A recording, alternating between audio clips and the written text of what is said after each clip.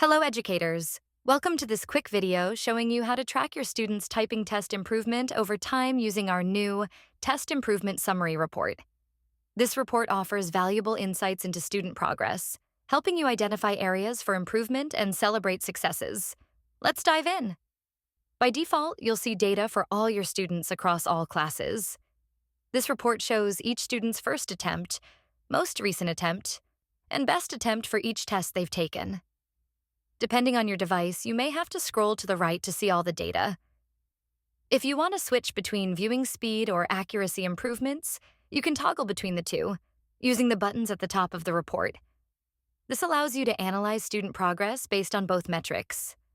Depending on which view you have selected, you will see either their speed or accuracy, as well as the improvement between their first and most recent attempts and their first and best attempts. To ensure you get all the details you need, it also shows the overall average speed or accuracy and improvement across all attempts. To focus on specific students, use the filter options at the top right. You can filter by class, curriculum, unit, and even specific lessons within a unit to provide more tailored insights. And that's how you use the Test Improvement Summary Report.